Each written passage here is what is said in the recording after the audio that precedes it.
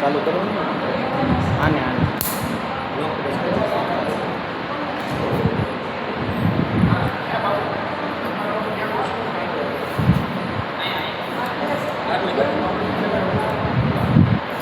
પાણી પર લઈ લો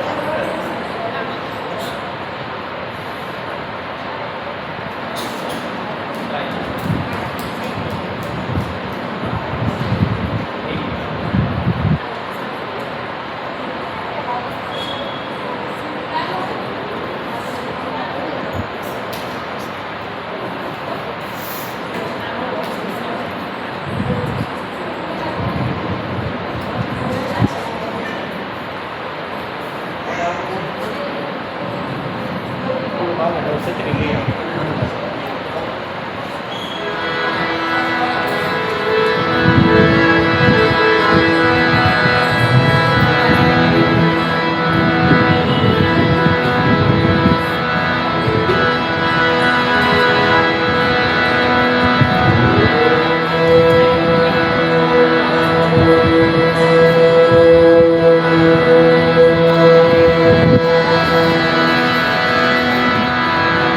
આવો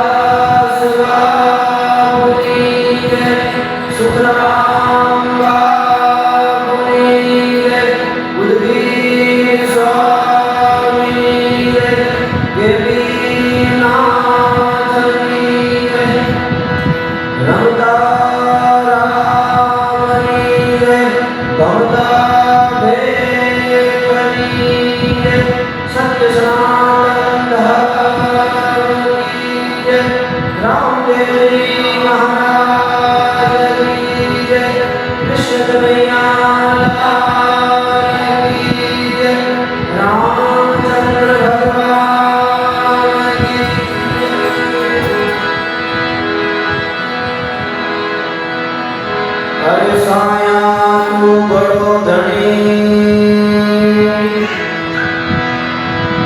तुझसे बड़ो नहीं कोई तू जिनके शरण ले आ वो जग में बड़ो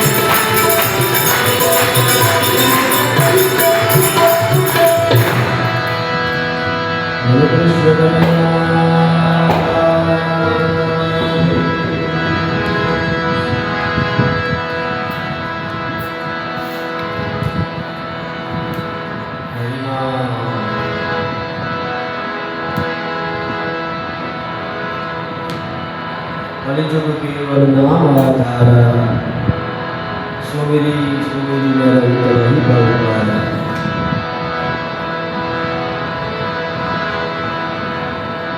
प्रभु नाम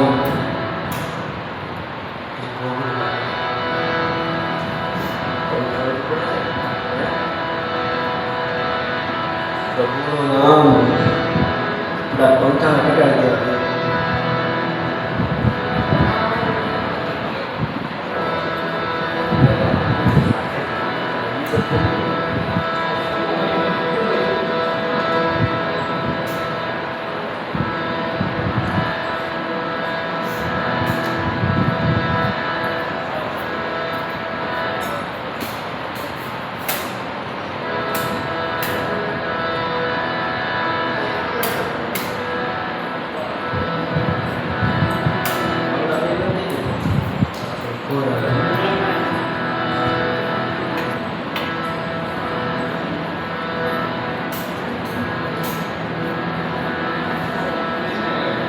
આજે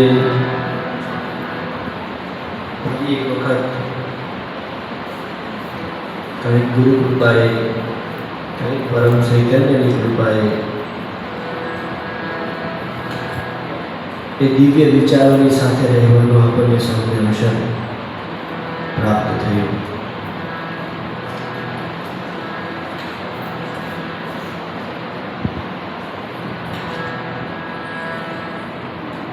પરમ સત્સંગના માધ્યમ માટે જે એના પૂરક જે એના ઉપયોગી આધારો હોય તેનું મહત્વ ખૂબ જ હોય છે. જે આધારોથી આ સત્સંગરૂપી વિચારો માણસ પર સુધી આવતા હોય, માણસનું મૂલ્યાંકન માણસની પોતાની બીજી અંતર્ગત વિચારધારાને આધારે આપણે સૌ કરતા હોઈએ. હજી કહું છું આપણે નહીં ખાઓ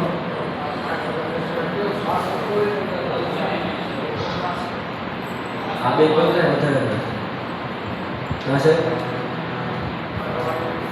થોડું કંઈક શોખ કરવાનું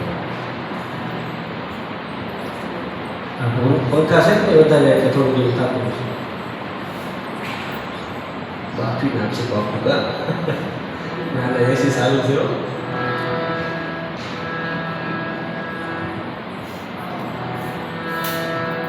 એટલે કે જે માધ્યમો વડે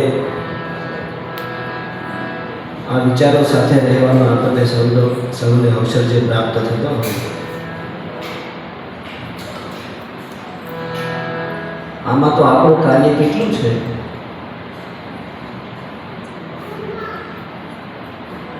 એક બીજને વાવવાનું થાય, એક બીજ ભૂમિની અંદર પડ્યું હોય તો માટીનું કર્તવ્ય એટલું છે કે પૃથ્વી પર પડેલા એ બીજને પોતાની ગોદમાં સમાવી લે. પોતાની ગોદમાં એ બીજને માટી સમાવી લે. કેમ થાય છે? ફેરફાર હોય તો કહેજો, એટલે મને તો રેડી મારું લાગે છે. એનો અવાજ ન પાડો, કારણ એનું તારું કહેવાનું સારી મદદ કરે. સુરેશભાઈ કેવું નામ? સંજયભાઈ. હા, સંજય.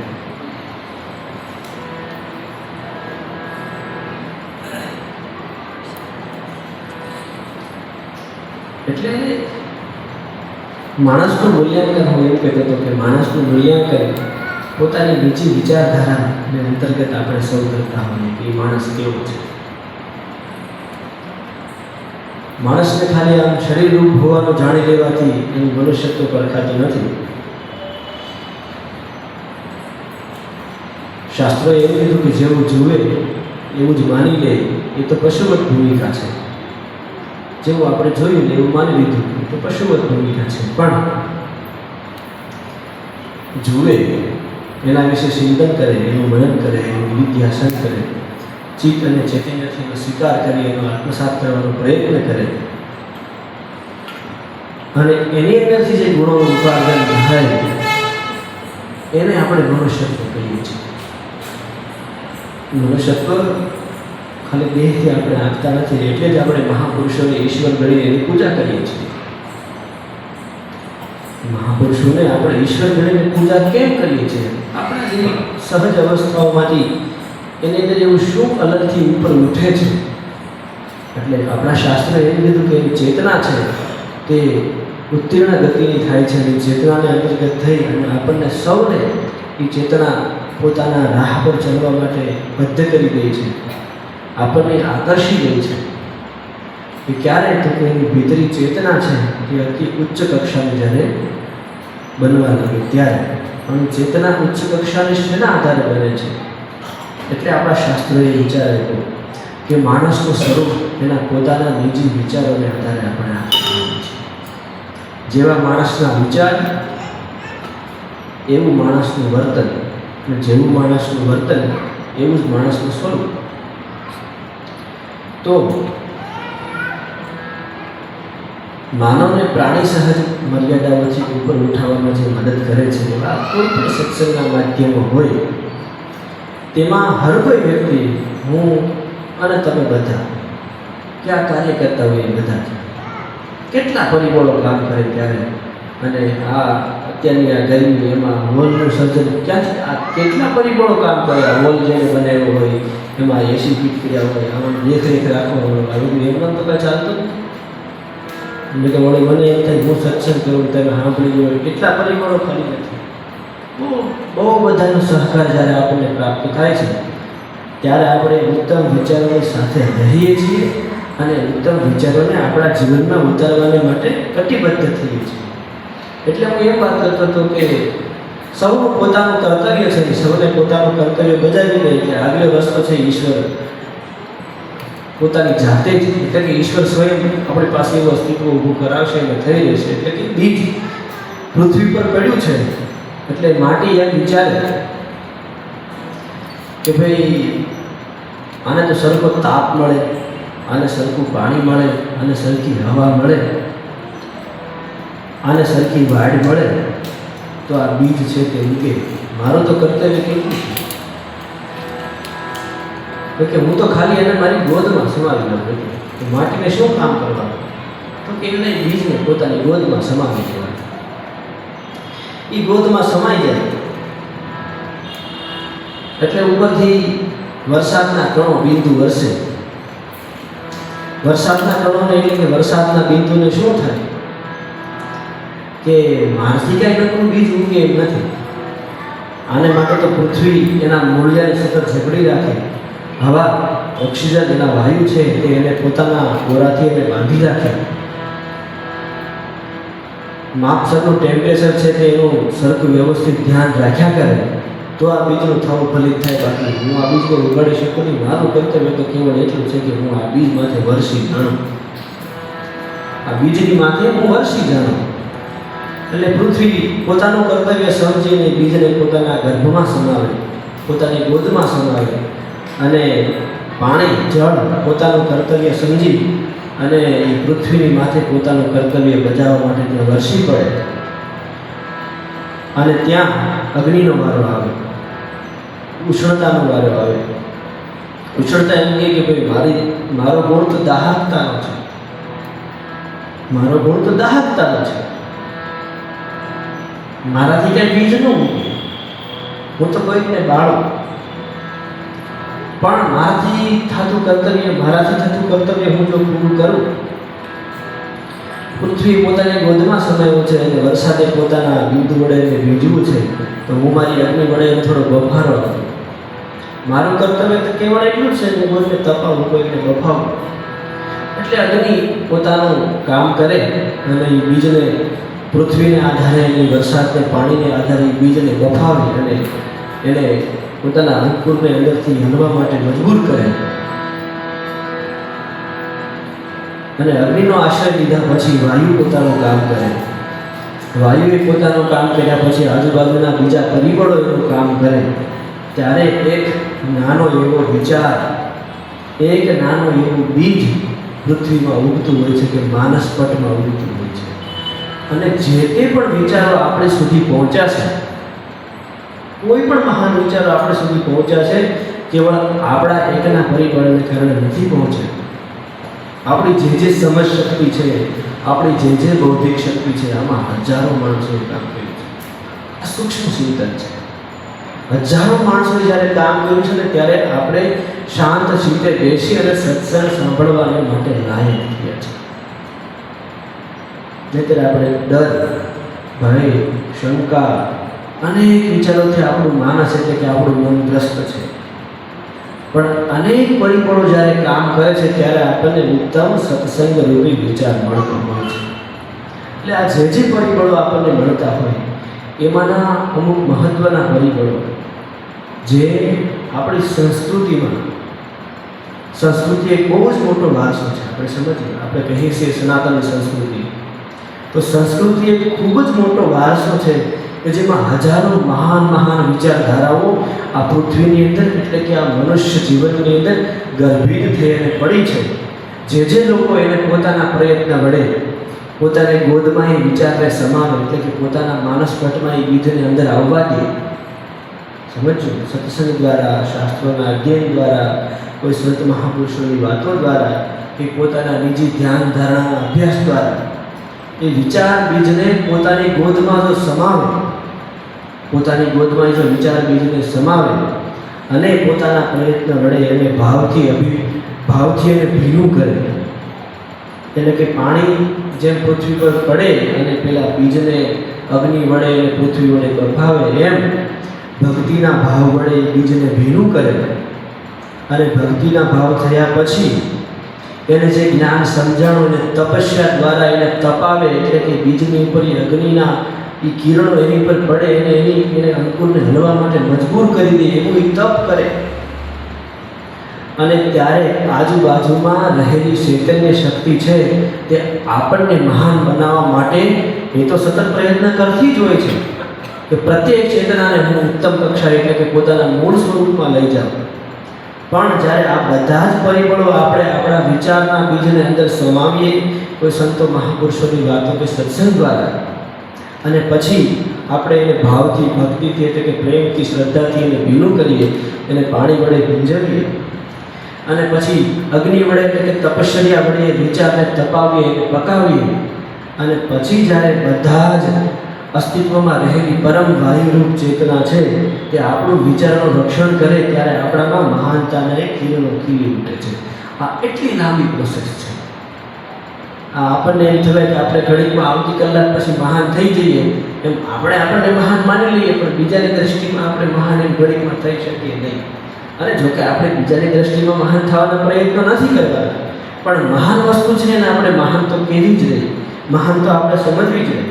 જેમ કે આપણે ગીતાજી છે, ભાગવતજી છે, રામકથા છે, કે અન્ય કેટલા મહાપુરુષોના ગ્રંથો કે એના અવતારો છે, એને આપણે મહાન જ કહેવા રહ્યા. શા માટે? તો કે આપણા જીવનના ઉચ્ચ મૂલ્યો એમાંથી આપણને શીખવા મળે છે, સમજવા મળે છે. અને હર કોઈ માણસ જીવન જીવે છે એમાં એને કેટલી જટિલ સમસ્યાઓ ડગલે ને પગલે આવતી હોય છે. તો ડગલે ને પગલે જ્યારે એ સમસ્યાઓ આવે છે તો એના સમાધાનો આપણને ક્યાંથી મળે છે? બહુ સમજવા જેવું પડે છે કે ડગલે ને પગલે આવતી સમસ્યાઓ છે એના જો આપણી પાસે સમાધાન ન હોય તો માણસને કેમ જીવન જીવે? તો કે એના સમાધાનો છે એ સંતો મહાપુરુષોએ પોતાના અનુભવને આધારે જે વાણી શાસ્ત્રોમાં ગ્રંથિત કરી છે, લખી છે, અને એ વાણીને આધારે આપણે જો આપણા દ્રષ્ટિથી એને તપાસીએ તો આપણને એમાંથી જીવનના પ્રત્યેક સમસ્યાઓના, પ્રત્યેક દુવિધાઓના જવાબ એમાંથી મળતા હોય છે. એટલા માટે મોટો વારસો આપણી સંસ્કૃતિનો તો છે જ, પણ મારે આજે વિશેષ રૂપ એમ કહેવું છે કે આપણી પાસે આપણા એક શાસ્ત્રનો પણ વિશેષ વારસો છે. આપણી પાસે જે શાસ્ત્રોની ગહનતમ વાતો છે, મને તો એમ લાગે છે મોટે ભાગે જ્યારે હું શાસ્ત્રોની અંદર જ્યારે આપણે ઊંડા ઉતરીએ છીએ, શાસ્ત્રોની ગલીઓ અતિ સાંકડી ગલીઓ છે. આપણે કેમ કે શેરીઓ, શાસ્ત્રોમાં જે ગલીઓ છે એ અતિ સાંકડી છે અને કઈ શેરી ક્યાં જઈને ખુલે છે, ઓલી શેરી ક્યાં જઈને ખુલે, ક્યાંથી બહાર નીકળાય છે, એની માલિપાથી એમાં સ્થિર થવાય છે, એની માલિપાથી મજબૂત થવાય, એટલી બધી શાસ્ત્રોની ઝીણી શાખા પ્રશાખાઓ છે. કેટલો આપણી પાસે મોટો વારસો છે. તો એ વારસાની વાત હું એટલા માટે કરું છું આજે આપને સૌને મેં આ પુસ્તક રૂપે PDF આપને સૌને કદાચ બધા દ્વારા આપવામાં આવી, મળે ને બધાને મળ્યું ને? આ મને વિચાર એટલા માટે આવ્યો કે સત્સંગ તો હું નાનપણથી સાંભળું છું ને તમે નાનપણથી સાંભળતા હશો. સત્સંગ સાંભળીએ ત્યાં સુધી આપણને સારું પણ લાગે છે અને જીવનના અમુક ગૂઢ પ્રશ્નોના આપણને જવાબ પણ એમાંથી મળે છે, તો એમાં શંકાને સ્થાન નથી. પણ મેક્સિમમ મોટા ભાગના આપણી પરિસ્થિતિઓના, આપણી સમસ્યાઓના કે આપણે જે માર્ગ પ્રશસ્ત થવું છે એ માર્ગના આપણને યોગ્ય જવાબ મળે એના માટે આ મહાપુરુષોએ યોગ્ય લયબદ્ધ શાસ્ત્રોની રચના કરી છે.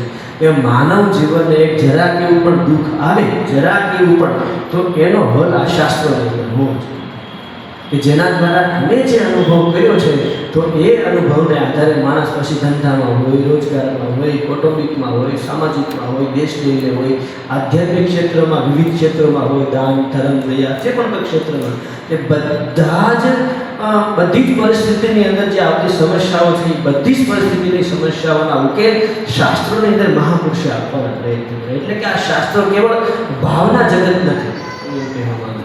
આ શાસ્ત્રો કેવળ ભાવના જગત નથી કે ભાઈ ભગવાન એમ કેવળ નથી. ભગવાન ચૈતન્ય એ તો આપણી પરમ, જેમાં આપણે સૌ છીએ, એ તો આપણે ઇનકાર કરીએ તો આપણે એમાં જ છીએ, આપણે ક્યાં જવાના?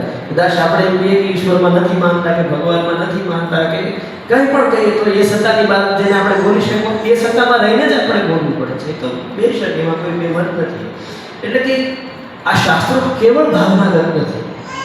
આ શાસ્ત્રો ખૂબ જ ઊંડાણપૂર્વક આ ઋષિ મુનિઓએ ડીપ આમ ગહન અભ્યાસ કરીને, એનું ગહન ચિંતન કરીને અને માણસને ઓછા અક્ષરોમાં, નાની એવી વાતમાં આખા જીવનનો અનુભવ કહેવાનો પ્રયત્ન કર્યો. તમે આ આપણને સામાન્ય લાગે કે આ શાસ્ત્રો લખાયા છે અને શાસ્ત્રોમાં એટલા પાનાનો પેજ છે, એટલા પાનાનો ગ્રંથ છે, સામાન્ય લાગે. આપણે 2 લીટી ખાલી લખ્યું હોય ને, કેવી લીટી કે સર્વવ્યાપક હોય અને સર્વગ્રાહિતા હોય, એટલે કે સર્વને ગ્રહણ કરવાને યોગ્ય હોય અને બધા જ કાળોમાં એ કામ લાગતું હોય એવું એક વાક્ય રસ હોય ને તો લગભગ અડધી મોડી જિંદગી નીકળી જાય. એમનો વાક્ય રચના નથી થતી. કઈ વાક્ય રચના? કે જે સર્વ માનવને સમાવી લે અને સર્વ માનવ જાતિ જ્યાં સુધી આ પૃથ્વી પર રહેશે ત્યાં સુધી એને એ વાક્યો એને કામ લાગે. સમયના પરિવર્તન થઈ જતા એ વાક્ય ત્યાંથી ખોટું કે મૂઠું ન પડી જાય એવા વાક્યો જેમાં ગ્રંથિત કરવામાં આવ્યા છે એમને નથી રચાયા. આપણે ગીતાજી જ્યારે ખોલીએ છીએ ત્યારે જે પણ કોઈ સમસ્યા હોય એવું મોટાભાગના માણસો કહે છે, મારો તો એમાં દ્રઢ વિશ્વાસ છે કે એમ જ છે, પણ એવા મોટાભાગના પણ માણસો કહે છે કે આપણી સમસ્યાનો હલ શોધવા માટે ગીતાનો આપણે પાનું ખોલીએ અને જો આપણને એમાં જોતા આવડે તો આપણી સમસ્યાનો હલ એમાં છે. તો એવું એમાં શું લખાયું છે, એવું એમાં કેમ લખાયું? શું ગીતાજી વારે પરચો ખુલે છે? આપણે તો અત્યારની ભણેલી પેઢી કે પરચામાં કે આપણે બહુ માનીએ નહીં, એ કેવળ ભાવનાગત મૂલ્ય થઈ જાય. તો કાંઈ કેવળ પરચાથી કંઈ બધું કામ થઈ જતું નથી. આપણને એની સમસ્યા દેખાય, પછી એના ઉકેલ માટે આપણે એના પ્રયત્નો કરીએ અને પ્રયત્નો એવા કરીએ કે આમ પાકા પાયે ઠોસ પરિણામ જે લાવતા હોય એવા સૂત્રો જ્યારે એમાં લખવામાં આવ્યા છે અને એ સૂત્રો જ્યારે આપણે આપણા જીવનમાં અપનાવીએ ત્યારે ખરેખર આપણને એમાંથી બહાર જવાના રસ્તા મળે છે. તો કે આ ગ્રંથોનું મૂલ્ય કેટલું? હું એમ કહું, ખાલી કેવળ આપણે એને પૂજીએ, કારણ કે એ આપણા એની પૂજા આપણે શું કરીએ? આપણે તો કેવળ આમ હાથ હલાવી લઈએ, પણ આપણો હૃદયનો જે ભાવ છે કે આપણી પાસે જે અમૂલ્ય વારસો છે તે એટલો બધો મહાન વારસો છે કે જેમાં આપણે ખરેખર હૃદયથી ડૂબકી મારવી જોઈએ. શાસ્ત્રોમાં જેને ડૂબકી મારી છે ને એનું જીવન જોઉં છું, એના જીવન ખરેખર ધન્યતાને પ્રાપ્ત થયા છે. પછી તમે જે મહાપુરુષોને જુઓ છો દુનિયામાં, જે પણ કોઈ મહાપુરુષો, એના અંદર મૂળ રહેલો જે વિચાર છે તે એની શાસ્ત્રીય પરંપરામાંથી આવ્યો છે. આપણે એમ કહીએ છીએ કે આપણે ભારત દેશ છે કે આધ્યાત્મિક ગુરુ કે અધ્યાત્મ જગતનો દેશ. તો અધ્યાત્મ એ શું છે? આપણી પાસે આપણા શાસ્ત્રોનો વારસો છે. તો શું મારી પાસે કેવળ 10, 15, 500 કે 1000 કે 5000 શાસ્ત્રો હોય તો આધ્યાત્મિક થઈ જાય છે? નહીં. એ શાસ્ત્રો તો આપણે લઈને અમેરિકા મૂકી આવીએ કે એ શાસ્ત્રો લઈને આપણે આફ્રિકા કે ઇંગ્લેન્ડ મૂકી આવે તો શું એ લોકો આધ્યાત્મિક થઈ જશે? તો કે નહીં. તો કે શાસ્ત્રોનું અધ્યયન કરી અને શાસ્ત્રોની અંદર કહેવાયેલી જે વાતો છે તેને પોતાના આ જીવનમાં વર્તમાન સમયે જો એને જીવી બતાવે, એમાં જીવે અને એના કહેવાયેલા ઉચ્ચ મૂલ્યો છે એને જો આત્મસાત કરે તો એને આપણે આધ્યાત્મિક પુરુષ કહીએ છીએ, નહીં તો નહીં. આજે મારી વાત કદાચ થોડીક તમને અઘરી તો નહીં લાગે, કારણ કે હસી મજાક કરતા કરતા આપણે વાત કરીશું. કાલે અમે એક પ્રોગ્રામ રાખી દીધો છે અઘરો, છોકરાને ના પાડે કે બાપુ બહુ અઘરામાં તો લેતા જ નહીં એમને એમ. એટલે પછી મેં વિચાર કર્યો કે આને આપણે તો છપાવી લઈએ. આ છે ને મૂલ્ય મીમાંસા, એટલે આની ટૂંકી વાત હું એમ કરી દઉં કે આપણા શારવેદ, ઋગ્વેદ, યજુર્વેદ, અથર્વવેદ અને સામવેદ, આપણા શારવેદ, અને પછી આવે છે એને વિભાજિત કરનારા મહાપુરુષોએ 6 શાસ્ત્રોની 6 શાસ્ત્રોની રચના કરી. એ સાંખ્ય દર્શન કે જેમાં મહર્ષિ કપિલ જેના રચયિતા છે, યોગ દર્શન જેના મહર્ષિ પતંજલિ રચયિતા છે, નીતિ દર્શન, ન્યાય દર્શન જેના મહર્ષિ ગૌતમ રચયિતા છે, નીતિ દર્શન જેના મહર્ષિ કણાદ રચયિતા છે, વૈશેષિક દર્શન જેના મહર્ષિ જૈમિની રચયિતા છે, અને વેદાંત દર્શન જેના મહર્ષિ વેદવ્યાસ રચયિતા છે. કે જેણે માનવ જીવનના ઊંડામાં ઊંડા જે અનુભવો જેમાં માણસને જીવવાનું છે એને 6 ભાગમાં વિભાજિત કરી દીધા કે માણસ આ કોઈ પણ માર્ગેથી પરમ સત્યને પામી શકે. કોને? પરમ સત્યને, કે પોતાના મૂળ રૂપને પામી શકે અને આ જીવનમાં જીવન જીવતા જીવતા જીવતા જીવતા અને જરીએ રંજ માત્ર દુઃખ ન રહે અને આનંદ કરતાં કરતાં જીવન પસાર કરી પોતાના મૂળ રૂપમાં જઈ શકે. એટલા માટે આવા શાસ્ત્રોના આપણી પાસે વિભાગો આપવામાં આવ્યા. તો આ જે દર્શન છે મૂલ્ય મીમાંસા દર્શન, એને આપણે નીતિ દર્શન કહીએ છીએ આપણી શાસ્ત્રીય પરંપરામાં, અને નીતિ દર્શન કહેવાય કે જેના રચયિતા મહર્ષિ કણાદ છે 6 શાસ્ત્રોમાંથી. તો આની અંદર કહેવાયેલી વાતો છે, થોડું ટૂંકમાં કહું.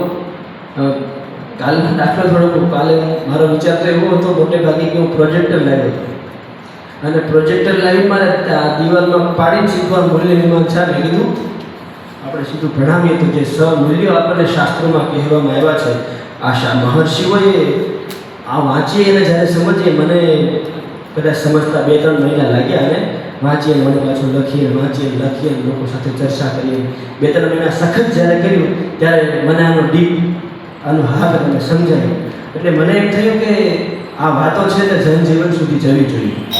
હવે થયું છે કેવું કે આપણી પાસે જ્ઞાન તો ખૂબ છે પણ જ્ઞાન કટકે વહે છે. ઘડીક આપણને દયાનો પાર ન રહે, આપણે ઘડીકમાં દયાળુ થઈ જઈએ, ઘડીકમાં આપણામાં કરુણા ફૂટી નીકળે, આહુડાની ધારું થવા મળે, અને બીજી ક્ષણે આપણામાં ક્રોધ ધ્રોણ આવી જાય એની તો આહુડા વડે આખી એમનો લાલ થઈ જાય, આહુડા નજીક અહીંથી હુકણાઈ મળે. એટલે કે માણસના જીવનમાં જ્ઞાનના કટકા થયા કરે. એટલે મેં કીધું આ શાસ્ત્રો આપણી પાસે છે અને આપણે અટવાઈએ બરાબર નહીં. એટલે શાસ્ત્રોનો જે શાસ્ત્રોના મૂળ હાથ છે તેને આપણે ખોલવાનો પ્રયત્ન કરીએ. એટલે પ્રોજેક્ટર લાવી મારે અહીંયા મને ભણાવવું હતું, પણ પછી કાલે થોડાક યુવાનો સાથે ચર્ચા કરી એટલે એમણે એવું કીધું કે બાપા સીધું ભણાવો તમે રહેવા દો, પહેલાં કંઈક અમને વાંચવાનું આપો, થોડુંક અમને એમાં ચિંતન કરવા દો, પછી એમાં જો એમાં મનોયત્ન આવે ને, આ 2 પાના પૂરા થાય ને એટલે પછી એમાં મનોયત્ન આવે કે એમાં 7.1 કરી અને મનોયત્ન આપવામાં આવ્યું છે. એટલે કે તમે 2 પેજમાં જે વાંચ્યું, તમે જે ભણ્યા એના તમારે 20 પ્રશ્નોના જવાબ આપવાના. એ જવાબ તમે ક્લિયર કરી દો એટલે પછી 7.2માં તમારો પ્રવેશ થાય. 7.2માં મૂલ્યના પ્રકારો સમજાવવામાં આવ્યા છે. પહેલામાં મૂલ્યના વિભાગો આપણને, બીજામાં મૂલ્યના પ્રકારો આપણને સમજાવવામાં આવ્યા છે. પછી 7.3માં જઈએ એટલે જે મૂલ્યો જગતમાં વિભાજિત થયેલા છે અને આ મહર્ષિએ 6 મૂલ્યમાં વિભાજિત કરી દીધું: અંતર્બાહ્ય, ભૌતિક, અભૌતિક, ઉત્પાદક અને અનુત્પાદક. પછી એ મૂલ્યોને આપણા આ જીવન સાથે કેમ સરખાવવાના છે એના પાછા 3 રસ્તાઓ બતાવે: સત્યમ, શિવમ અને સુંદરમના રસ્તેથી. પછી સત્યમ, શિવમ, સુંદરમની જે 3 રસ્તા છે એના પાછા 3 વિભાગો કર્યા છે કે વ્યાખ્યા, મૂલ્ય પ્રસ્થાપના અને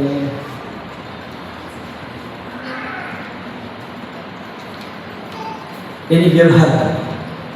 વ્યાખ્યા કરે પહેલાં સત્યની, પછી એની વ્યવહારતા બતાવે અને એની મૂલ્ય પ્રસ્થાપના કરે. પછી શિવ તત્વની વ્યાખ્યા કરી, એની વ્યવહારતા બતાવે અને એની મૂલ્ય પ્રસ્થાપના કરે.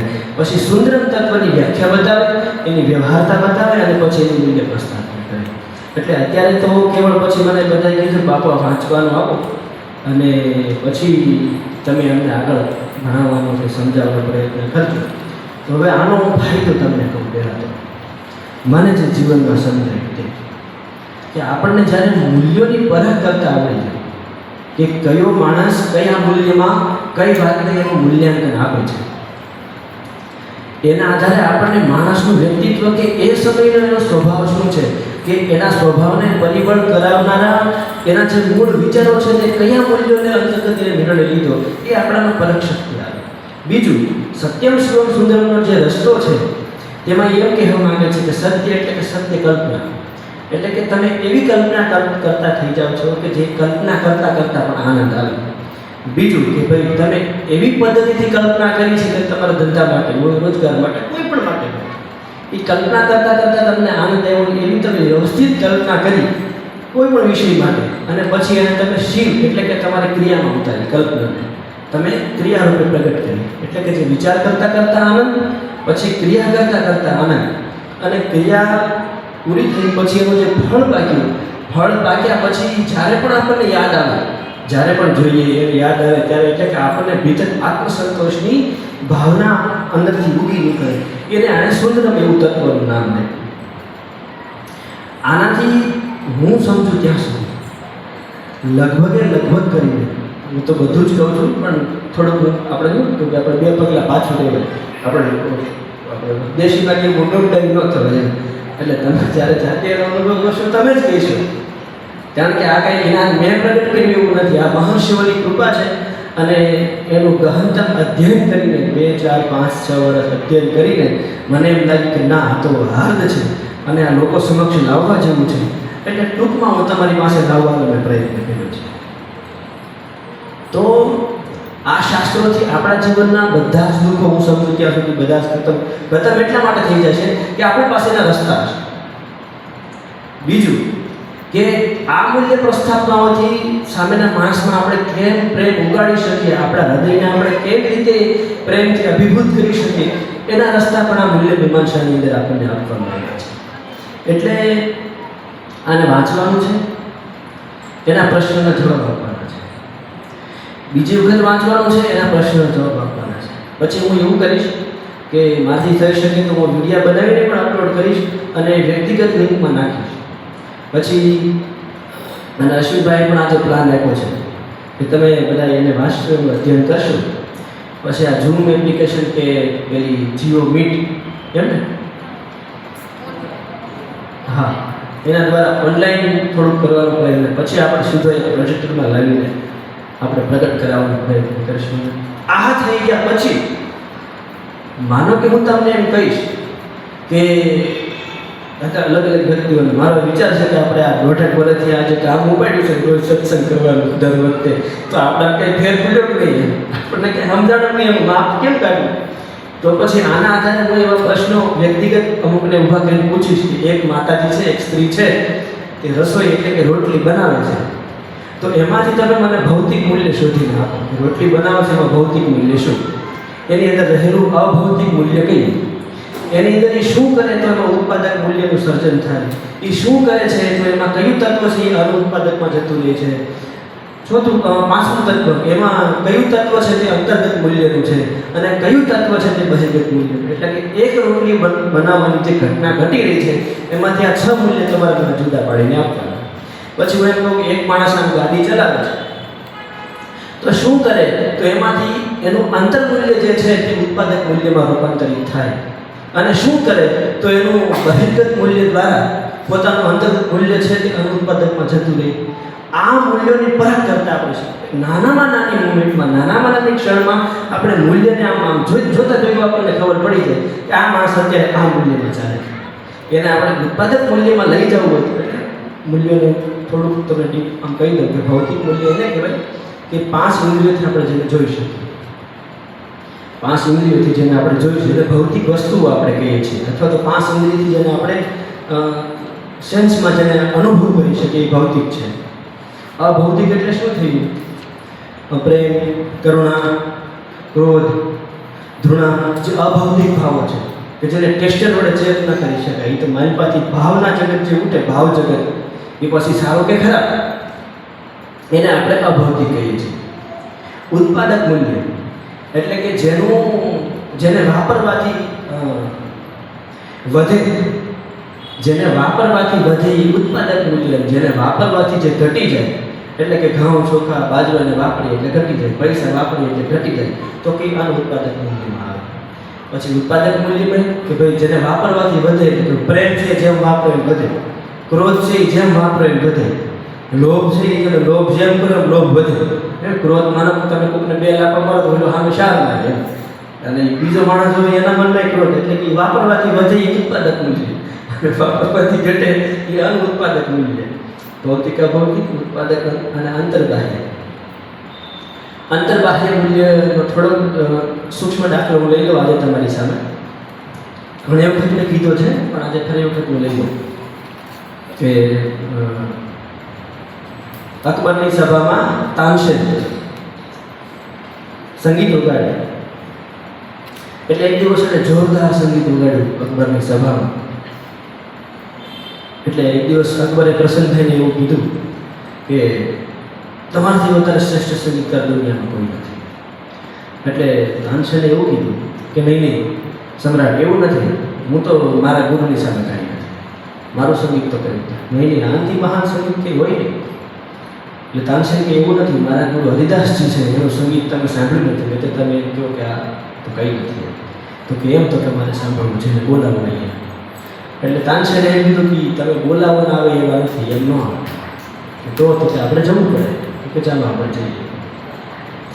એટલે ઝૂંપડી પાસે પહોંચવા આવ્યા એટલે કીધું કે તારા ગુરુને કે ગાય, કે સંગીત વગાડે. એટલે તાનસેને એમ કીધું કે તમે કહો ત્યારે ન ગાય, તમે કહો ત્યારે એ સંગીત ન વગાડી, તો એને મારી પાસે કોણ આવે ત્યારે વગાડે. તો કે સારું. એટલે કે 2-3 દિવસ કે અમુક સમય સુધી રોકાય. અને એક દિવસ રાત્રે અમુક મધ્યરાત્રિનો સમય થયો અને હરિદાસજીએ પોતાના સંગીતના સૂર છેડ્યા અને પ્રકૃતિ સાથેનું તાદાત્મ્ય જે કર્યું છે આનાથી આખું અસ્તિત્વ સ્તબ્ધ થઈ ગયું. એ સંગીત જ્યારે અકબરે સાંભળ્યું ત્યારે અકબરે તાનસેનને એમ કીધું કે વાહ, તારી વાત સાચી છે કે તારી કરતાં તારા ગુરુ હરિદાસ કેવું ચડી જતા છે. એટલે આ ઘટનાને અનુલક્ષીને પછી અકબરે તાનસેનને પૂછ્યું કે તારા ગુરુમાં અને તારામાં આ તફાવત કેમ? એટલે એ વાતની અંદર આ વાતનું હાર્દ છુપાયેલું છે, અંતર્ગત મૂલ્ય અને બહિર્ગત મૂલ્ય. એટલે તાનસેને એક નાની વાતમાં જવાબ આપ્યો કે હું મારા ગુરુ હરિદાસ પાસે જ સંગીત શીખ્યો છું, એમાં કાંઈ બે મત નથી, વ્યવસ્થિત જ મને શીખવાડ્યું છે. પણ આવું સંગીત નામ માટે, સમ્રાટની સાથે બેસવાના પદ માટે, કે એમાંથી મળતો મને પૈસાનો લાભ છે, જે પણ કાંઈ મારી પદ પ્રતિષ્ઠા જળવાય એટલા માટે. એટલે કે મારા ગુરુએ શીખવેલી વિદ્યાને હું પૈસા, પદ કે પ્રતિષ્ઠા માટે વાપરું છું. મારા ગુરુએ શીખવેલી વિદ્યા, મારી વિદ્યા ગુણ છે, એટલે કે મારી વિદ્યા અહીંયા સાધન છે. મારા માટે સાધ્ય શું છે? તો કે પૈસા, પદ અને પ્રતિષ્ઠા, તમારા તરફથી મળતો મોહ. અને મારા ગુરુ માટે સંગીત છે ને એ સાધન નથી, એ સાધ્ય છે. સંગીતને એ સાધના સમજીને આરાધના કરે છે. સંગીતને એ સાધના સમજીને એની આરાધના કરીને ઈશ્વરની એની પૂજા કરે છે. એટલે મારા સંગીતમાં અને એના સંગીતમાં એટલો તફાવત છે. એટલે કે આપણે કોઈ પણ કાર્ય કરતા હોઈએ કે આપણું કાર્ય છે એ મહેમાન આવ્યા છે તો રોટલી ભરાણી કરવી જ પડશે, તો એ ખાલી વ્યવહાર સાચવવા માટે કરી. પણ મહેમાનને ભાડે જાય મારી પાસેથી હરખો થઈ ગયો, આપણને આમાં હરખ આવી ગયો, તો એ શું થઈ ગયું કે એમાં આપણને મહેમાનને પ્રસાદ લેવાનો જે ઊંચો ભાવ છે તે મેળ થઈ ગયો. એટલે કે એ આપણી સાધના થઈ ગઈ, રોટલી તો એનું સાધન થઈ ગયું. આવી નાનામાં નાની મુમેન્ટ, નાનામાં નાની સ્થિતિમાં તમે 6 મૂલ્ય મારી સમજ પ્રગટ કરશો ત્યારે મને સમજાશે કે હા ભાઈ તમે હવે મૂલ્ય તત્વને સમજતા થઈ ગયા છો. કહેવા માંગુ છું કે એક જ ઘટના, રોટલી કરવાની ઘટના, મહેમાન આવ્યા છે અને આપણે પરાણે કરવી પડે છે, તો એમાં રોટલી છે ને એ આપણા માટે સાધન થઈ ગયું. શેનું સાધન થઈ ગયું? તો કે ઓલો વ્યવહાર સાચવવાનો. કે ભાઈ આપણે જાશું તો એ જમાડશે, નહીંતર આપણે ખરાબ વાત કરશે. એટલે રોટલી બનાવી એનું સાધન થઈ ગયું અને એનું સાધ્ય છે વ્યવહાર. પણ માણસને ભાળીને મારી પાસેથી હરખ અંદરથી પ્રેમ ઉભરાણો કે એ મારા આંગણે મહેમાન આવ્યા છે, જે અંદરથી આનંદનો ધરાવો પ્રાપ્ત થયો. એટલે રોટલી છે ને ત્યાં એનું સાધન રહ્યું, પણ એની સાધ્ય એટલે કે એની આરાધના શું થઈ ગયું કે પ્રેમ. અંદરથી જે પ્રેમ ઉત્પન્ન થયો એ એનું અંતર્ગત મૂલ્ય છે, અને એને બહાર વસ્તુનો આધાર લઈ નામના માટે, પદ માટે, પ્રતિષ્ઠા માટે કે મારી કોઈ નબળી વાત ન કરે એ માટે એણે જે આધાર ઠેરાવ્યા એ એના બહિર્ગત મૂલ્યો છે. થોડું સમજવું જટિલ થઈ પડશે, પણ અત્યારે હું ખાલી ઉપરથી એનું માપતા આપું છું. અને આવો પ્રયત્ન જો કે કોઈ કરે નહીં, મેં આગળ તો ઉપાડીશ. એટલે મને એમ થયું કે આવી ગહનતમ વાતો આપણા શાસ્ત્રોમાં પડી છે, અને હું સમજુ ત્યાં સુધી આ શાસ્ત્રોમાં કહેવાની વાતો આ 6 મૂલ્યને આપણે વાપરતા, જોતા અને સમજતા શીખ્યા એટલે આપણું આખું જીવન ભાગવત જે કહે છે. અને આને મૂલ્ય મીમાંસાને હું એમ જ સમજુ છું, જ્યાંથી સમજુ ત્યાંથી ત્યાં ગીતાનો શોર્ટ ફોર્મ છે કે ગીતા જેને સત્યમ શિવમ સુંદરમના માર્ગથી અનાસક્તિ યોગ દ્વારા કર્મ કરવું, ફળની આશા રાખવાની જરૂર નથી, ફળ તો અનિવાર્યપણે પડ્યું છે. એટલે કે તાનસેન છે એ સંગીત ઊંચી કક્ષાનું વગાડે, હું મારું કર્તવ્ય કર્મ ઊંચી કક્ષા માટે કરું, કે સત્સંગ છે એ તમને વાતમાં લઈ લેવા માટે નહીં, કે પદ પ્રતિષ્ઠા માટે નહીં, પણ ઊંચામાં ઊંચું શાસ્ત્રોનું અધ્યયન કરીને સારામાં સારો સત્સંગ કરવાનો પ્રયત્ન કરું તો મારું પદ ને મારું નામ એમનું મોટું થવાનું જ છે. એ સમજ જ્યારે આપણામાં કેળવાય એટલે કે એ સમજ આ શાસ્ત્રોની અંદર કહેવાય. એટલે ગીતાએ જે કીધું કે અનાસક્તિ યોગ, કર્મફળની આશા રાખ્યા વગર તો બેભાવપણે કર્મ કરતો જાય, એનું ફળ ત્યાં અનિવાર્યપણે પડ્યું જ છે. એ શાસ્ત્રોની વાતો આમાં કહેવાયેલી છે. તો મેં કીધું દર વખતે તો ભાવનાગત મૂલ્યો દ્વારા તમારી સામે મારી વાત હું રજૂ કરતો હોઉં છું કે ગુરુ તત્વ આ છે, સત્સંગ તત્વ આ છે, પણ આપણે શાસ્ત્રોનું અધ્યયન કરીને આપણે પણ થોડું સાર કાઢતા શીખીએ તો આપણું જ્ઞાનનું વર્ધન આપણે જાતે થાય. અને પછી આના પછી મારો એવો વિચાર છે કે ગીતાના શ્લોકો 2 કે 5 2 કે 5 એમ કરીને ખોલીએ, એવી રીતે ખોલીએ કે ગીતાના શ્લોક કેવળ પૂજા કરવા માટે કે કેવળ રટવા માટેના સિદ્ધાંતો નથી, પણ આપણા જીવનના કોઈ પણ ઘટના પરિસ્થિતિના એ ચાવીરૂપ ઉદાહરણો છે, એવી રીતે આપણે ખોલવાનો પ્રયત્ન કરીએ. પણ મને એમ થયું કે પહેલાં જો મૂલ્ય મીમાંસાને સમજી શકશે તો જ ગીતા સમજવાને આપણું ચિત્ત લાયક થશે. તમે લાયક નથી એવી તો બિલકુલ વાત નથી અહીંયા. તમે લાયક છો એટલે જ મને આ વિચાર આવ્યો, અને તમારી કરતાં તો કદાચ મારામાં લાયકપણું છે કે કેમ મને કેમ ખબર પડે?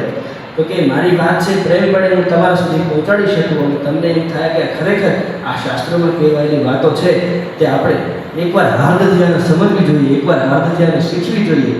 તો આપણા પણ પ્રશ્નોનો હલ થશે અને આપણા સમાજના પ્રશ્નોનો પણ હલ થશે, અને એના દ્વારા આપણે મુક્તપણે જીવન જીવી શકશું. કે જેમ હરિદાસ છે તે આનંદથી જીવન જીવે છે, અને જેમ જનક રાજા છે તે રાજગાદી પર બેસીને આધ્યાત્મિક પુરુષ થઈ શકે છે, એવું આપણે આ જગતમાં જીવી શકીએ છીએ. પછી આપણે ઓલો પ્રશ્ન નહીં લઈએ કે ઘરમાં કરીએ કામ ને આશ્રમમાં કરીએ સેવા, કે મૂર્તિની સામે કરીએ એ પૂજા, અને માણસની સામે જે કરીએ કામ ને ઢવડો નથી કે ઢવડા કરી તૂટી જાય. પણ ઢવડો કેમ કરવો પડે? તો કે પ્રેમ ઉગાડતા નથી આવડ્યું કે કોઈ પણ કામ આપણને ઢવડો લાગે, એટલે હેરાન થઈ ગયા, તૂટી ગયા, અમને તો ખૂબ હેરાન કરી નાખ્યા. એટલે આપણે ભગવાનની સામે જે દીવાબત્તી કરીએ છીએ, આપણે બાળીએ છીએ, ભગવાન કાંઈ ખાવ જમતા નથી, આપણને બધાને ખબર છે. દીવાબત્તી કરીએ, ભગવાનને કોઈ વસ્તુનું અંધારું પડતું નથી, આપણને ખબર જ છે. આપણે ભગવાનની સામે ધૂપ કે અગરબત્તી કરીએ તો ભગવાનને સુગંધની જરૂર નથી, કારણ કે એ પોતે સુગંધનો સર્જન કરનારો આપણે સૌ જાણીએ છીએ. પણ ત્યાં આપણે કોઈથી કહેતા નથી કે આપણે ઢવડો કર્યો કે આપણે તૂટી ગયા. કેમ? તો કે આપણે હૃદયનો ભાવ, અને ત્યાંથી આપણને વળતું જે પાછું મળવાનું છે તો બહુ મોટી આશાનું હોય છે કે આવતા જન્મમાં મળશે કે ધંધો સેટ થઈ જશે.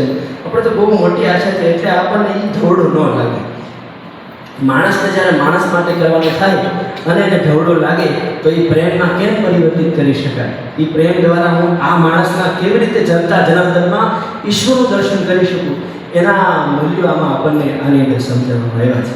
મેં દાખલા તરીકે પેલી ધૂન ગાય કે દ્વારકાનો નાથ મારો રાજા રણછોડ, રાજા રણછોડ ભજો રાજા રણછોડ, કે ભાઈ શબરીબાઈના બોરા ખાધા તો રાજા રણછોડ.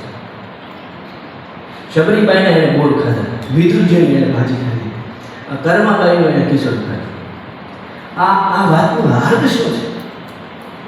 આપણા શાસ્ત્રોની અંદર અસ્પૃશ્યતાની વાતો કોઈ જગ્યાએ કરવામાં આવી જ નથી. મને એ નથી સમજાતું કે અસ્પૃશ્યતા એટલે કોઈ માણસને આપણે અડીએ અને આપણે અપવિત્ર થઈ જઈએ, આ મુદ્દો આવ્યો ત્યાંથી મને એ જ નથી સમજાતું. અને પાછા આપણે એમ કહીએ છીએ કે અમે આધ્યાત્મિક છીએ.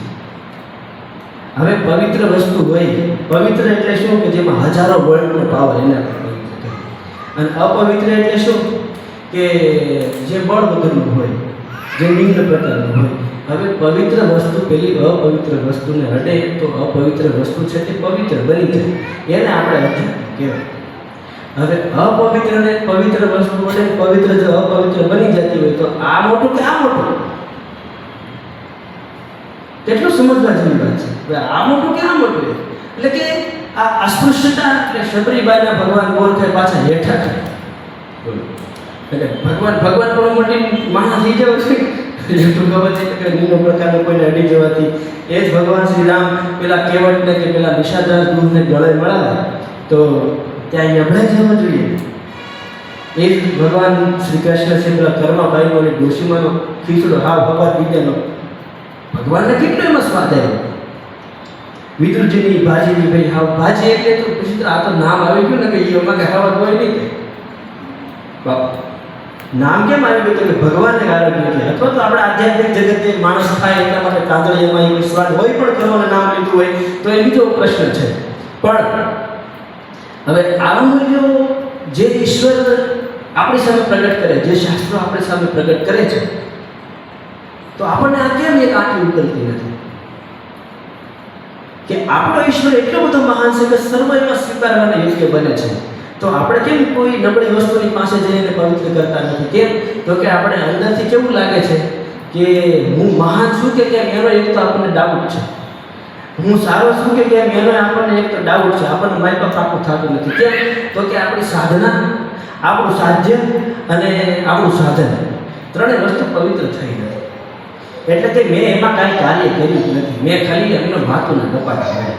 સાધન શુદ્ધિ એટલે શું કે મારું આ શરીર, મારું સાધન હું શાસ્ત્રોનું અધ્યયન કરું છું કે માળા કે સાધના કે મારા ગુરુ પાસેથી મળેલી મને જે સાધના આરાધનાઓ છે એને મેં સ્પષ્ટ રૂપે આ સાધન દ્વારા એને સાધવાનો પ્રયત્ન કર્યો છે.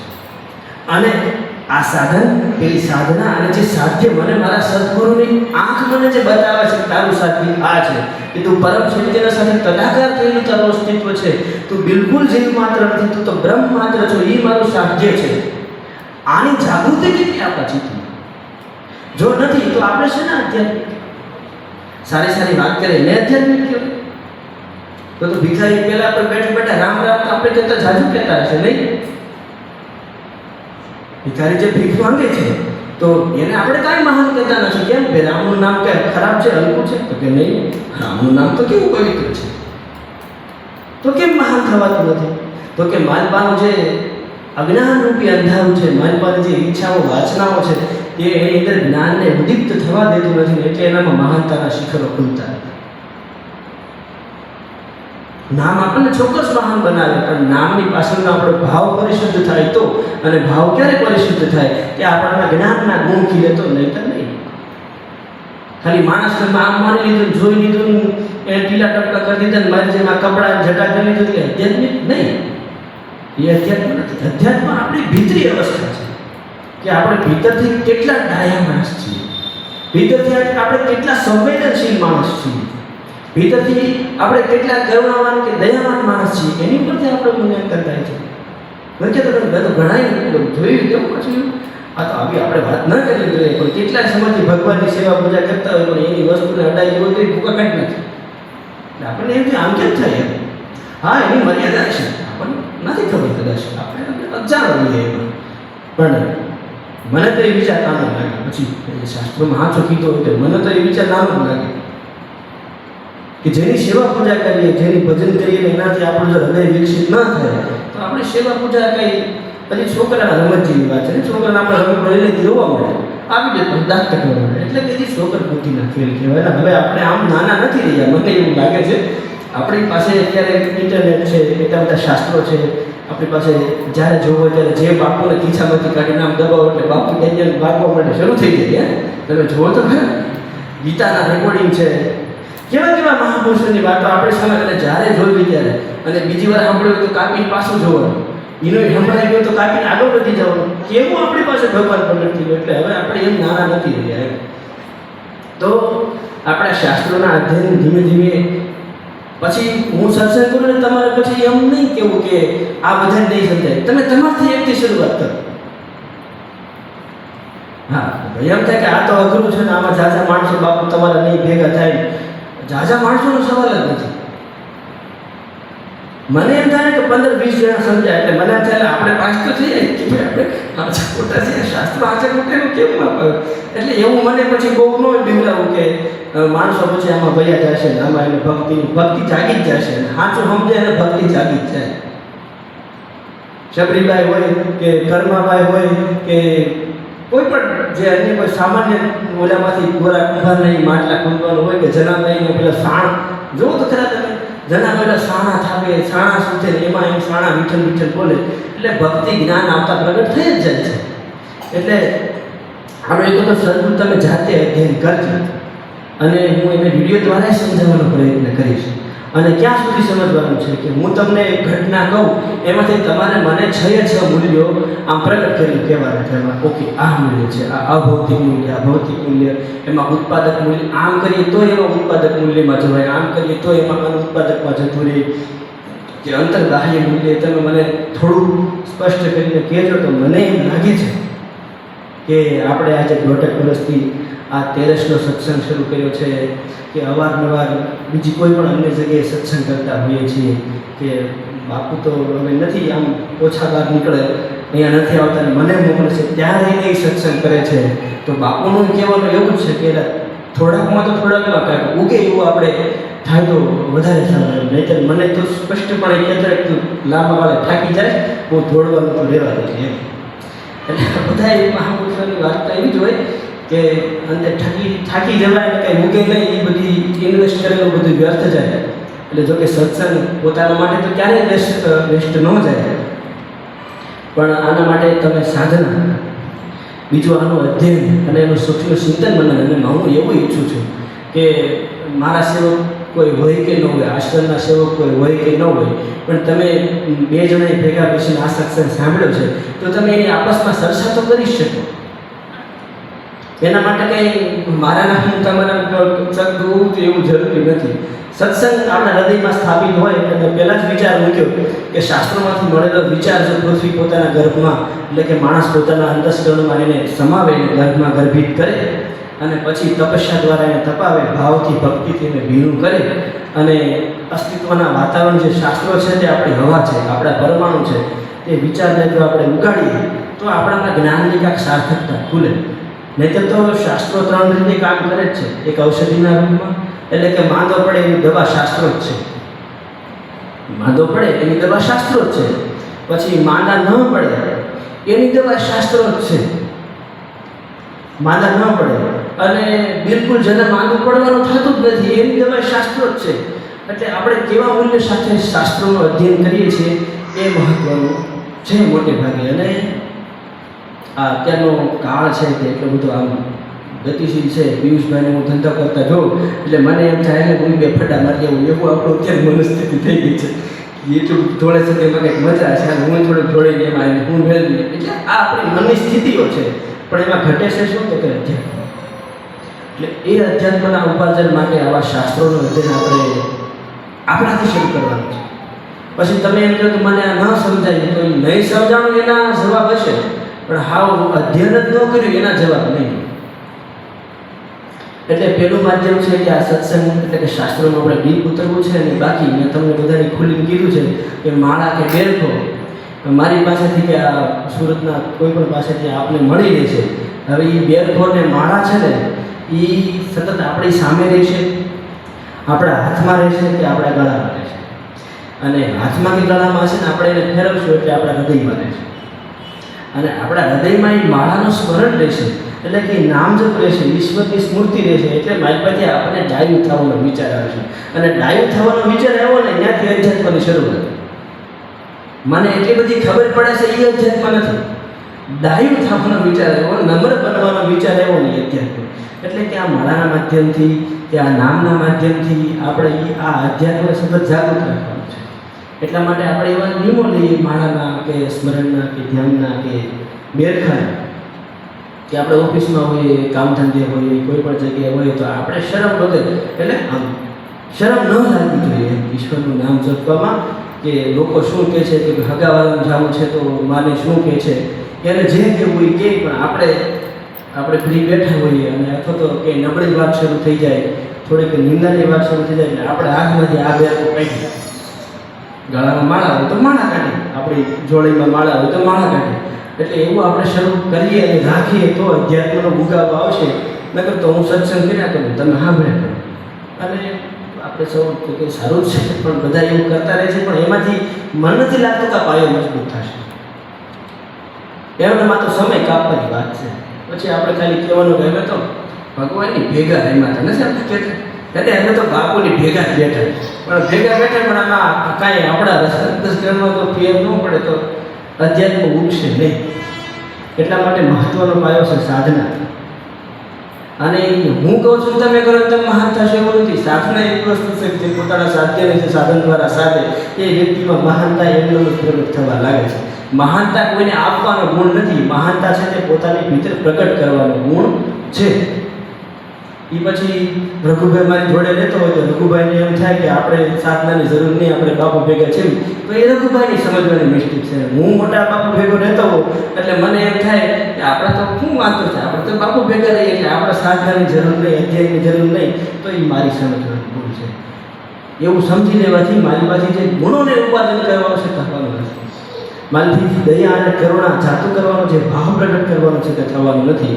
અને જ્યાં સુધી એ નહીં થાય ત્યાં સુધી આપણાને અધ્યાત્મ પાન કરવાનું નથી. આવો મારો મૂળ કહેવાનો મતલબ હતો. એટલે આને વાંચજો, એને પ્રશ્નના જવાબ લખજો અને ફરી વખત પાછા વાંચજો, ફરી વખત પ્રશ્ન જવાબ લખશો અને પછી હું એવો એકાદો મુદ્દો લઈને આવીશ. થોડુંક તમને કદાચ કંટાળ જેવું લાગે તો એ હું કરાવીશ, સમજે. નથી કહેતા કે સંતોને સરળ વગર થવું જોશે કે ભલે પેન લઈને ભણાવવા પડ્યા છે.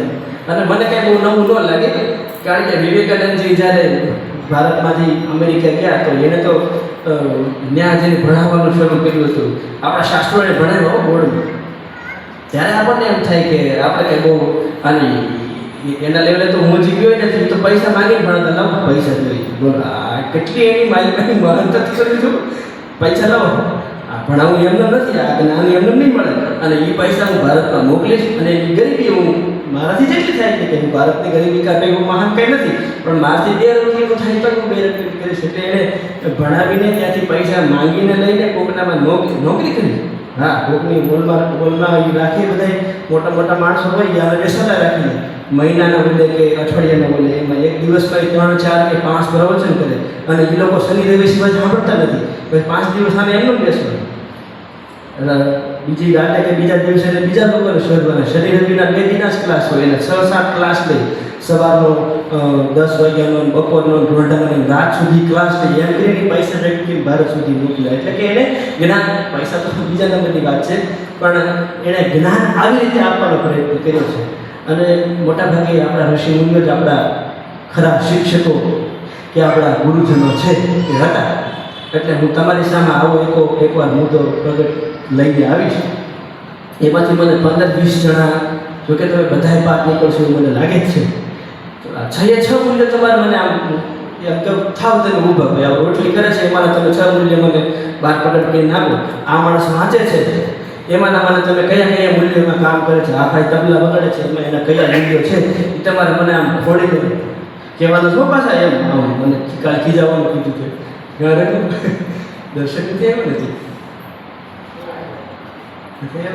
દવાખાના હતો.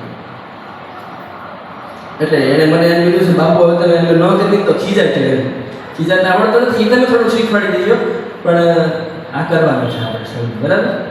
હવે આપણે થોડીક ભજનનો ભૂમિકા લઈએ ઘણું મેં છે. અને બીજું એક વાત કહું કે અત્યારે એક સમયની સ્થિતિ બદલાવી છે. કેવી કે અત્યાર સુધી જ્ઞાન આપવું એ ગુરુજનોનું સંતોનું કામ હતું. કે નવી નવી માહિતીઓ સમાજ સુધી પહોંચાડે. એ સંતોનું, ગુરુજનોનું કે શિક્ષકોનું કામ થાય. પણ હવે એ સ્થિતિ બિલકુલ બદલાઈ ગઈ છે. અત્યારે આપણી પાસે ઇન્ટરનેટ છે, ગૂગલ છે, ChatGPT છે, AI છે. આપણે પૂછીએ એટલે આપણને હાથ પાડના જવાબ અલગથી આપે છે અને જ્યારે ના હોય ત્યારે આપે છે. એટલે હવે આધ્યાત્મિક ગુરુજનો પાસે, શિક્ષકો પાસે કે અન્ય મહાપુરુષો પાસે હવે એક જ મુદ્દો વધ્યો છે. એ છે એને જ્ઞાન આપવું નહીં, પણ એને જ્ઞાનની ચાવી બતાવી કે આ ચાવી લે ને તો આ ચાવી તું તારા જીવનમાં ગમે ત્યાં લગાવે એટલે ગમે તાવ ખુલે. ઓલ ઇન વન સારી એવા ટૂલ્સ એને આપવા પડશે કે જેનાથી પોતે આત્મજ્ઞાની થઈ શકે. નાના એવો મુદ્દો લઈને આવ્યો અને એ પ્રશ્ન હલ કરી દીધો, એ પહેલાં હતું, હવે એ નથી. કેમ? તો કે આપણી પાસે ChatGPT છે, AI છે. બોલ્યા ભેગું આપણે બોલીને પૂરું કર્યું છે. આપણે કેવી એટલે હિન્દીમાં નહીં, ગુજરાતીમાં કહેતો ગુજરાતીમાં શરૂ. ઓહ સોરી, હું તમને ગુજરાતી એમ કહીને જીવીની શરૂ કરે. ઓહ સોરી, હું તમને આમ વાત. એટલે જ્ઞાનની પરિભાષા અત્યારે બદલાઈ છે. એટલે હવે જ્ઞાન માહિતીના રૂપમાં આપવું એ જ્ઞાન નહીં, પણ આત્મસાતના રૂપમાં જે ટૂલ્સ આપણને આપવામાં આવે એ ટૂલ્સ ખરેખર આપણા શાસ્ત્રોમાં પડ્યા છે. એ આપણે જાતે ખોલવાના છે. હું ખોલવાનો પ્રયત્ન કરીશ. હું મારા પણ પ્રયત્ન કરું છું અને તમારી સાથે પણ પ્રયત્ન કરવામાં તમારી સાથે હોઈશ.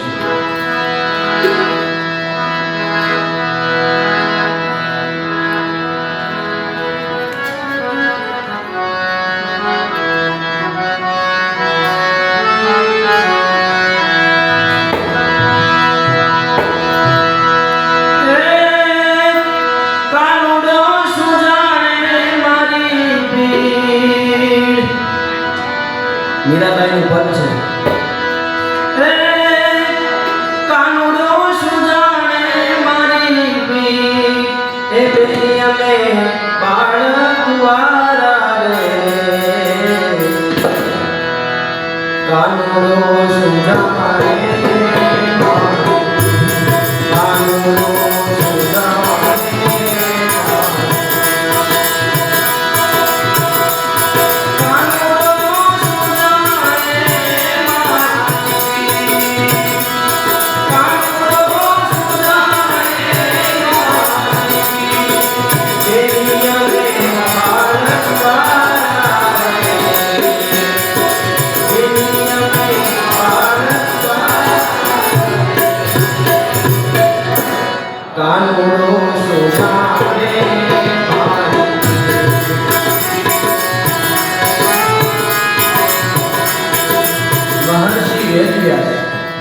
એને 17 પુરાણની રચના કરીને હૃદયમાં શાંતિ ન મળી અને 4 જ શ્લોકમાં મહર્ષિ નારદ આવીને ચતુશ્લોકી ભાગવત કે આને તમે ભાવ સાથે આનું વિસ્તરણ કરો કે ભક્તિ, જ્ઞાન અને વૈરાગ્યમાં ભાવને કેન્દ્ર સ્થાને રાખી અને ભાગવતની રચના કરો. એ 4 શ્લોકમાંથી એને 18,000 શ્લોકની વ્યાખ્યા કરી. 4 શ્લોકમાંથી 18,000 શ્લોક. નકર એ વખતના એના ગ્રંથો કે મહાભારત એટલે કે એમાં 1 લાખ શ્લોક છે. વળી સંધના બંધારણ સાથે આપણે ભૂલી જઈએ કે હું આનું લખાણ છે એમ. આ બધા શાસ્ત્રો એના એ વખતમાં હિટ ગયા. આપણે પિક્ચર હિટ જાય એટલે એ વખતમાં સફળ ગયેલા એમના શાસ્ત્રો. અને પછી છતાં એણે ભાગવતની રચના કરી અને પછી એણે છેલ્લે આ ઊંચા હાથ કરીને કીધું, વ્યાસજી જે હું તમને ઊંચા હાથ કરી એટલે આવી ગયો એ કે હું ઊંચા હાથ કરીને કહું છું કે આ ભાગવતને વ્યવસ્થિત રીતે સમજી જે શકશે એ વ્યક્તિના દુઃખનું સુખમાં ઉન્મૂલન થઈ જશે. એટલે કે એના જીવનમાં એક રજ પર દુઃખ નહીં રહે, એક રંજ પર દુઃખ નહીં રહે. આ ભાગવતની જે સમજ છે. અને એને કીધું કે મારી ધોળી દાઢીમાં હું હાથ નાખીને કહું છું કે મારી ધોળી દાઢીમાં હું હાથ નાખીને કહું છું કે આ ભાગવતમાં જે નથી ને હવે એ દુનિયામાં કંઈ નથી. એટલે કે બધું જ મેં આમાં કહી દીધું. હું મારા ઉર્ધ્વ બાહુ કરીને કહું છું. એટલે મીરાબાઈ એમ કહે છે કે બોલો હવે કાનુડો મારી પીઠ હું જાણે એમ. એટલે કાનુડાને કહે છે એવું નથી, પણ આ પ્રીતના મૂળ એટલે કે આ શાસ્ત્રોની જે રચના છે એનું જે હાર્દ છે એને ખાલી આપણે પૂજીને નહીં પણ એના અર્થોને ખોલીને આપણે સમજવાનો પ્રયત્ન. કારણ કે આપણે આધ્યાત્મિક ગુરુ કહેવડાવવું છે અથવા તો આધ્યાત્મિક ગુરુ થવું છે તો હાર્દ ખોલ્યા વગર આધ્યાત્મિક ગુરુ નહીં થવાના.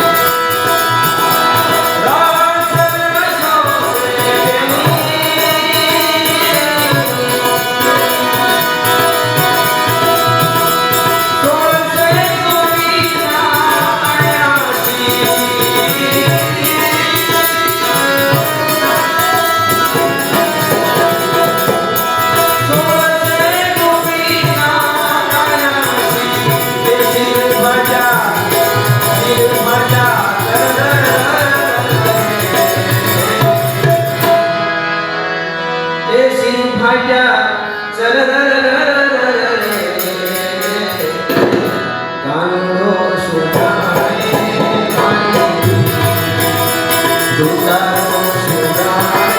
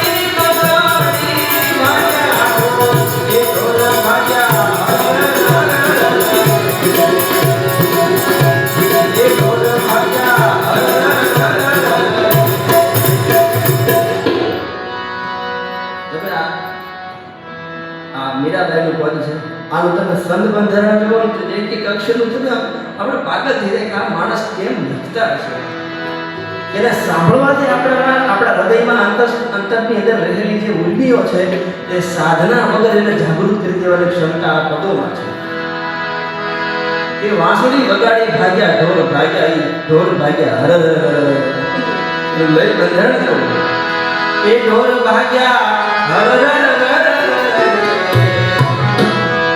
કાનુડો સુધારે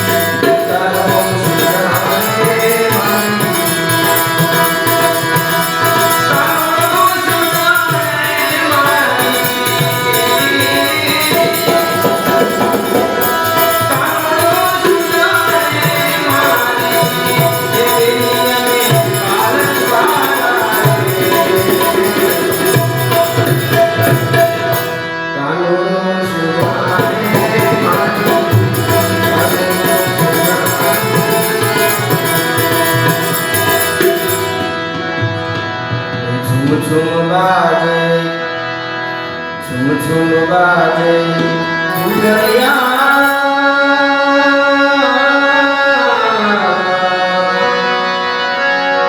सब दिखलावेगा मेरे घर आवे आवे झुम झुम बाजे झुम झुम बाजे उगया सब दिखलावेगा मेरे घर आवे आवे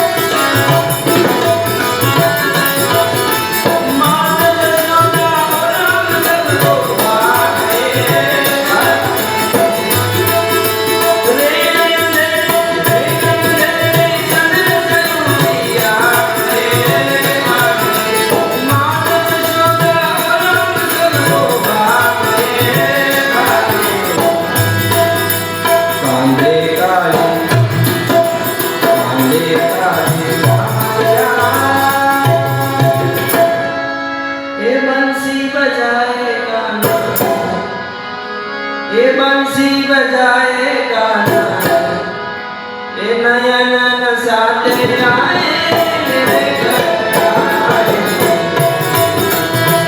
मेरे घर आएगा मेरे घर आए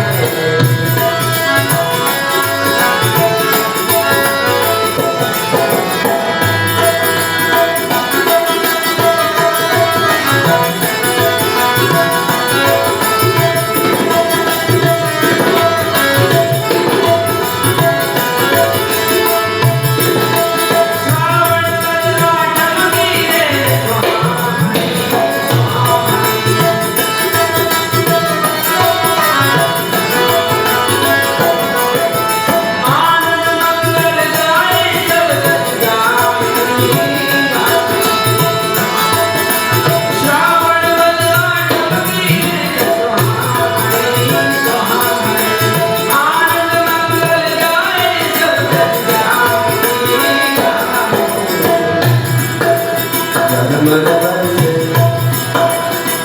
बरसे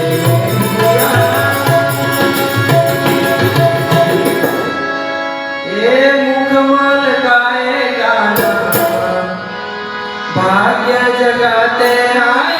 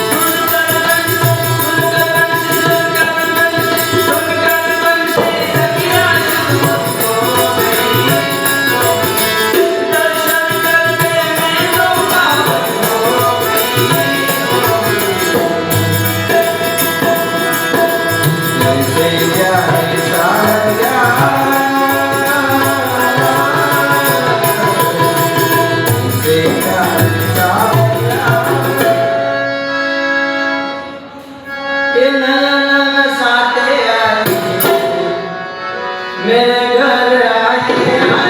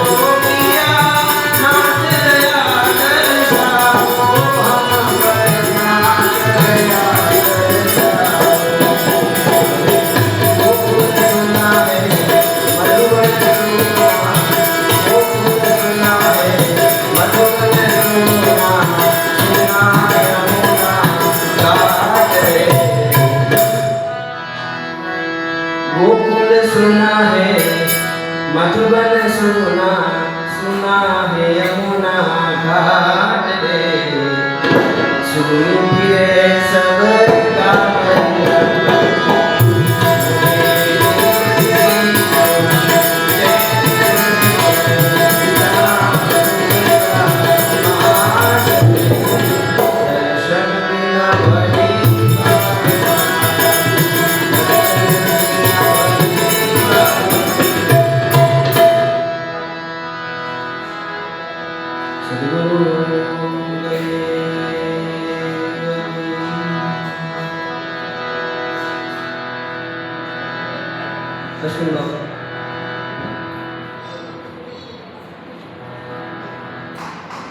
કેવાનું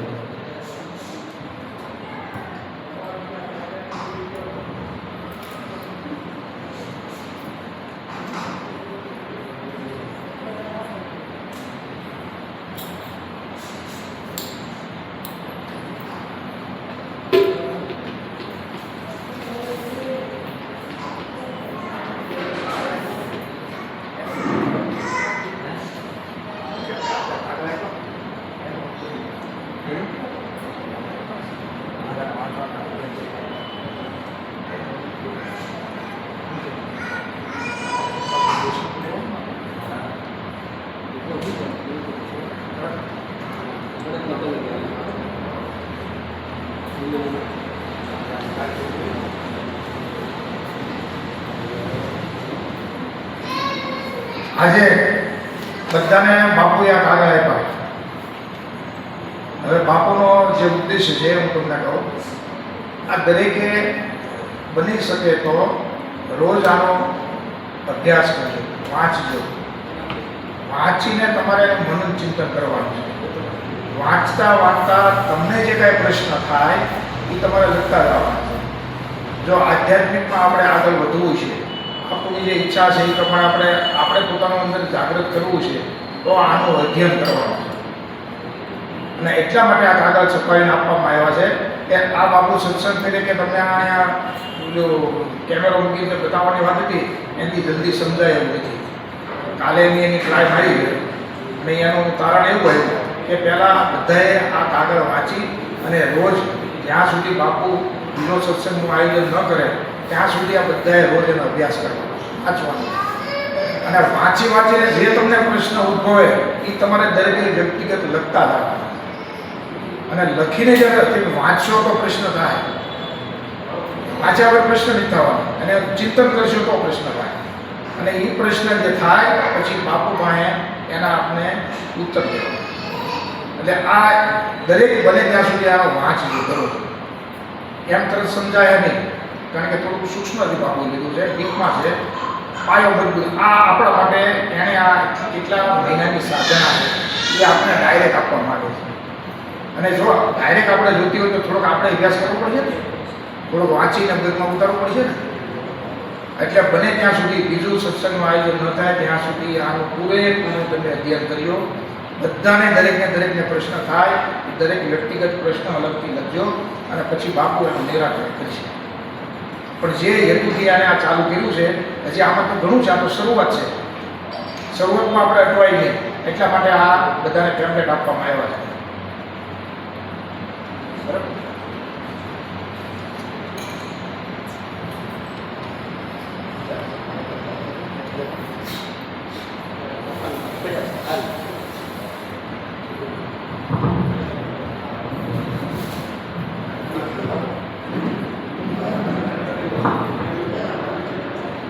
આ લેવા ખાતર નથી લેવાના, જે વાંચવાના હોય, અધ્યયન કરવાના હોય એ જ લઈ લો. હા, નકર પાછા આપી દેજો. આ પસ્તી માટે નથી આપવામાં આવતા. એટલે એ તમને ખાસ કહી દો, આ પસ્તી નથી, આ બાપુની એટલા મહિનાની મહેનતનું આ પ્રસાદી છે. એટલે અધ્યયન કરવું હોય એ જ લેજો, મહેરબાની કરી.